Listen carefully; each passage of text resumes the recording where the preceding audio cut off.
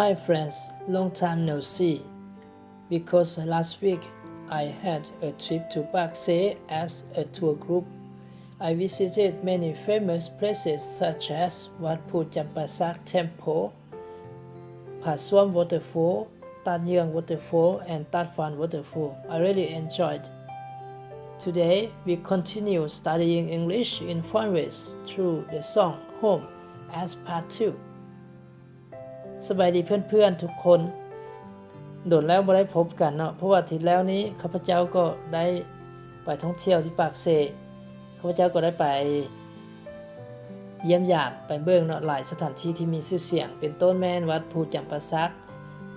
น้ำตกตาดผาซ่วมน้ำตกตาดเยืองตาดฟานเนาะซึ่งก็มีความสุขวันนี้พวกเราจะมาเรียนภาษาอังกฤษแบบสบายสไตล์บันเทิงคือเก่าโดยผ่านเพลงที่มีชื่อว่า Home เนาะซึ่งเป็นตอนที่2ต่อจากตอนที่1นั้นถ้าท่านพร้อมแล้วพวกเราไปเรียนนำกันเลยเนาะ Another aeroplane ตัวนี้คำศัพท์ aeroplane ก็คือจะเท่ากับ plane ก็คือยนต์หรือว่าเครื่องบินนั่นเองเนาะตัวนี้คิดว่าไปตามตัวแล้วคนบนน่าจะยากแต่ว่าข้าพเจ้าอยากอธิบายตัวประโยคเที่ยวที่2ก็คือ sunny place ในที่นี้ก็คือเบิ่งวัฒนธรรมของพวกตะวันตกก็คือพวกยุโรปเนาะก็คือเขาเจ้าจะอยู่เมืองหนาวเขาเจ้าจะบ่ค่อยมีแสงแดดให้อาบนะฉะนั้นเขาเจ้าจะมีความอยากไปอาบแดดอยากไปบ่อนที่มีแสงแดดหลายๆนะอันนี้เขาเจ้าก็เลยว่าบ่อนที่มีแสงแดดนะก็เป็นบ่อนที่เขาเจ้าอยากใช้ชีวิตอยู่นั้นซั่นซะอันนี้ที่ข้าพเจ้าเอาตัวหนังสือสีแดงมาไว้ทางหน้าตัวนี้ก็คือก็เพราะเวลาเขาเจ้าฮ้องเพลงเนาะมันจะมาต่อกันนะ place I am เนาะมันจะออกเสียงว่ามันจะออกเสียงแบบนี้เนาะ and oh the sunny place I'm lucky I know มันนี่ถ้าเอามาฟังเบิ่งเนาะมันจะเหมือนว่าบ่ได้ยินคำว่า I am นี่ I am มันจะมี place I am นะ place I amถ้ามาเอามาใส่นี้ให้พ่อน้องรู้จักว่าเสียงมันมาจากไสเนาะเวลาพ่อน้องฟังพ่อน้องสิเข้าใจอันนี้ก็เป็นประโยคที่2ก็คือประโยคที่เราเคยได้เรียนแล้วนะก็บ่น่าจะยากอันนี้มาอธิบายนิดนึงก็คือคำว่า have got to เนาะคำว่า have to ก็คือจะมีความหมายเท่ากับคำว่าใกล้ๆเคียงกับคำว่า must เนาะก็คือแปลว่าจำต้องฉะนั้น have got to ก็เท่ากับคำว่า have to นั่นแหละเนาะ have got to go home ก็หมายความว่าต้องกลับบ้านเนาะค่อยต้องกลับบ้านเนาะอันนี้เอามาแปลประโยคตัวนี้เนาะ I'm just too far from where you are ตัวนี้นะเวลา where you are นี่มันจะเป็น cause อันนึงเนาะสมมุติว่าI'm just too far from เวียงเทียนเนาะก็คือค่อยอยู่ไกลจากเวียงจันทร์หลายเนาะฉะนั้นคำว่า where you are นี่ก็จะเป็น close อันนึงใช้แทนสถานที่ที่เจ้าอยู่นั้นเนาะก็คือบ่อนที่เจ้าอยู่หั่นฉะนั้นแปลรวมประโยคก็คือค่อยอยู่ห่างไกลจากบ่อนที่เจ้าอยู่หั่นเหลือเกินเนาะแต่เฮาสิแปลแบบนั้นมันก็บ่ม่วนหั่นนะก็เลยมาแปลว่าค่อยอยู่ห่างไกลเจ้าเหลือเกินเนาะอันนี้ก็เป็นประโยคของเราที่เคยเรียนมาแล้วเนาะอันนี้มาต่อประโยคตัวนี้ and I feel just like I am living someone else's life ประโยคตัวนี้เนาะประโยคที่แปลยากที่สุดก็คือ am living someone else's life เนาะตัวนี้มันจะเป็นสำนวนตัวนึงเนาะที่เขาเจ้าใช้นะอันนี้ข้าพเจ้าก็เพื่อให้มันเข้าใจง่ายขึ้นแล้วก็เพื่อเปลี่ยนเพื่อสร้างบรรยากาศในการเรียนเนาะข้าพเจ้าก็เลยมายกตัวอย่างนิดนึงอยู่นี้เป็นคำว่าของสตีฟ จ็อบส์ก็คือเจ้าของโทรศัพท์ iPhone นั่นแหละเนาะเพิ่นก็ได้เว้าแบบนี้เนาะ Your time is limited so don't waste it living someone else's life don't be tapped by dogma which is living with the results of other people's thinking don't let the noise of others' opinions drown out your own inner voice and most important have the courage to follow your heart and intuition นะตัวนี้แปลเป็นภาษาลาวก็คือเวลาของเจ้ามีจำกัดนะฉะนั้นจงอย่าเสียเวลาให้ตามชีวิตคนอื่นอย่าหลงยึดติดกับกฎเกณฑ์ซึ่งดำรงชีวิตตามผลที่คนอื่นค้นคิดวางเอาไว้จงอย่าให้เสียงความคิดเห็นของคนอื่นกดทับเสียงภายในของเจ้าสิ่งสำคัญที่สุดจงมีความมุ่งมั่นเดินตามหัวใจปรารถนาและสัญชาตญาณของเจ้าซึ่งตัวนี้ก็คือเป็นประโยคที่ข้าพเจ้ายกมาเพื่อให้พวกเราเข้าใจคำว่า living someone else life หรือนี่ก็คือเฮ็ดตามกระแสของคนอื่นคนอื่นคิดว่าเฮ็ดแบบนี้ดีนะเราก็เลยเฮ็ดตามเขานะก็คือบ่มีจุดยืนนั่นเนาะand I feel just like I am living someone else life ก็คือและค่อยรู้สึกว่าค่อยกำลังใช้ชีวิตให้ตามคนอื่นอยู่เนาะเอาเพื่อไปประโยคต่อไปเลยเนาะ It's like I just stepped outside when everything was going right ตัวนี้ก็คือเหมือนว่าค่อยได้ก้าวหนีไปเมื่อทุกสิ่งกำลังไปได้ด้วยดีนั้นเนาะตัวนี้ก็คือจะมาแปล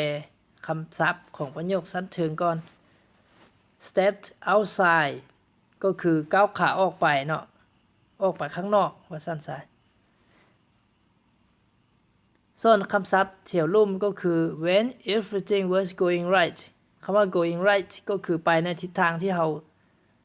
ต้องการหรือว่าไปในทิศทางที่ถูกต้องเนาะบัดนี้เรามาเบิ่งประโยค2ตัวนี้เนาะมันจะมี2 tense เนาะก็คือ tense ที่ tense ทำ it ก็คือจะเป็น past simple tense เนาะแถวที่1ส่วนประโยคที่2แถวที่2นั่นก็จะเป็น past continuous tense วันนี้ตามหลักไวยากรณ์เนาะก็คือ using past continuous with past simple to describe something that was happening continuously in the past when another action interrupted it นะแปลภาษาลาวก็คือใช้เนาะ past continuous ร่วมกับเนาะ past simple นี้เพื่อพรรณนาบางสิ่งบางอย่างเนาะที่กำลังเกิดขึ้นอย่างต่อเนื่องในอดีตนั้นเนาะและมีเหตุการณ์อันอื่นเนาะอีกอันนึงเนาะมาซ้อนทับกับเหตุการณ์ก่อนนั้นนะเนาะวันนี้เราจะมีหลักการก็คือเหตุการณ์ที่เกิดขึ้นก่อนนั้นจะใช้ past continuous tense เนาะเหตุการณ์ที่เกิดขึ้นมาแทรกซ้อนเนาะจะได้ใช้ past simple ซึ่งประโยคตัวนี้มันยกตัวอย่างประโยคของเราก็คือหมายความว่าเรากำลังดำรงชีวิตอยู่เนาะทุกสิ่งทุกอย่างกำลังไปได้ดีอันนี้มันเป็นสิ่งที่เกิดขึ้นก่อนแหละแล้วเราก็ได้ก้าวขาออกไปข้างนอกนะหรือว่าเราได้หนีไปจากสถานที่ตัวนั้นนะจากเหตุการณ์ตัวนั้นนะแสดงว่าตัวที่เกิดขึ้นก่อนแม้นทุกสิ่งทุกอย่างนี่กำลังไปได้ด้วยดีนั้นส่วนตัวที่เกิดขึ้นทำหลังมาแทรกซ้อนก็คือเราก็ออกไปเนาะฉะนั้นตัวนี้ประโยคที่ว่าใช้ past continuous จึงค่อยใช้ everything was going right เนาะส่วนประโยคที่ใช้ past simple จึงค่อยใช้I just stepped outside นี้ and I know just why you could not come along with me อันนี้ก็คือเราจะเห็นว่าตัวที่ข้าพเจ้าคิดก้องนี้เนาะก็เป็น cause อันนึงเนาะเป็นอนุประโยคอันนึงเนาะและค่อยรู้ดีว่าเนาะย้อนหยังเจ้าจึงบ่สามารถมากับค่อยได้เนาะ and this was not your dream อันนี้แปลง่ายอยู่เนาะ dream ก็คือความฝันนั่นเองเนาะอันนี้ก็แปลว่าเพราะนี้บ่แม่นความฝันของเจ้าหรือ but you always believed in me แต่ว่าเจ้าก็เชื่อในตัวค่อยเสมอเนาะ and all the winter day has come and gone away คือตอนขึ้นต้นเนาะมันจะ is come ไม่หรอกตัวนี้ has come มันจะเป็นคนละเทนกันฉะนั้นถามว่าเบิ่งคำว่า has subject บวก have has บวก verb ทรง3เนาะมันจะเป็น present perfect tense เนาะตัวนี้ก็จะแปลว่าอีกวันหนึ่งในฤดูหนาวผ่านมาแล้วก็จากไป and even in Paris and Rome อันนี้ก็คือตัวที่เราเรียนมานะเขาเจ้าจะผ่านไปเลยวันนี้มาเบิ่งตัวนี้ก็คือจะใกล้ๆเคียงกับตัววรรคแรกๆที่เราได้เรียนมาในตอนต้นหั่นเนาะแต่ว่ามันจะต่างตัวที่มันใช้ไวยากรณ์ต่างกันตอนต้นหั่นเพิ่นจะใช้ phrase เนาะก็คือเป็นวลีเนาะตัวนี้เพิ่นจะใช้ให้มันเป็นประโยคก็คือจะมี subject บวกเป็น verb to be แล้วก็มี verb ทรง3เนาะก็คือมี by เป็น passive voice มันเพิ่นจะเขียนเต็มเลยเนาะ and I am surrounded by a million people I still feel alone เนาะซึ่งในเวลาเราแปลเนาะแปลภาษาลาวส่วนหลายจะมีคำว่าทึกเนาะหรือว่าฮับเนาะสมมุติว่าค่อยถึกอ้อมหอบด้วยคนนับล้านเนาะประมาณนี้นะก็ต่อไปเนาะมานี้ข้าพเจ้ามาเที่ยวที่1นี่ก็คือเป็นที่เราเรียนมาแล้วเที่ยวที่2ข้าพเจ้าอยากอธิบายได้นึงก็คือ I've had my run I've ก็คือ I have นั่นแหละเนาะ I have had my run เป็นอย่างจึงต้องมี verb have 2ตัวเนาะก็คือตามสูตรโครงสร้างของ present perfect เลยเนาะ subject มันบวก have has บวก verb ทรง3บวก object ซึ่งตัวนี้ have ตัวที่1จะเป็นverb ทรง1อยู่เนาะ had ก็คือเป็น verb ทรง3ฉะนั้นแปลว่าเป็น present perfect เนาะ tense I have had my run มันจะแปลว่าคอยได้เร่งเวียกแล้วเนาะก็คือฮิตฮอนเฮ็ดเวียกให้มันแล้วนะเนาะ baby I'm done ก็คือที่ฮักเขาเฮ็ดแล้วหมดแล้ววันนี้ต่อไปเที่ยวที่2 I got to go home I got to go home ตัวนี้ถ้ามาเบิ่งหลักไวยากรณ์มันนิดนึงเนาะก็คือจะเป็นภาษาเว้า got to ก็ย่อมาจากคำว่า got to นี้ got นะในภาษาเว้านะ got นี่จะมีเขาจะใช้แทนคำว่า have นี้เนาะฉะนั้นคำว่า got to ก็จะมีความหมายเท่ากับคำว่า have to หรือว่าง่ายก็คือ have got to เพื่อตัด have ออกนั่นแหละเนาะคำว่า have to นะมันจะมีความหมายแปลว่าจำต้องหรือว่าต้องเนาะก็คือเท่ากับใกล้เคียงกับคำว่า must ซึ่งตัวนี้แปลแล้วจึงค่อยแปลว่าค่อยต้องกลับบ้านแล้วนะนี่ประโยคสั้นถึงเราก็แปลมาหลายเทื่อแล้วมันนี้มาแปลประโยครูปนี้ว่า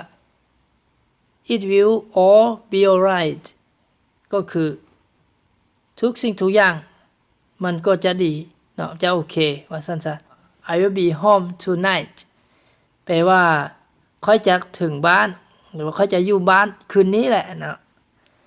I will ก็คือค่อยจะ be ก็คืออยู่นั่นแหละเนาะ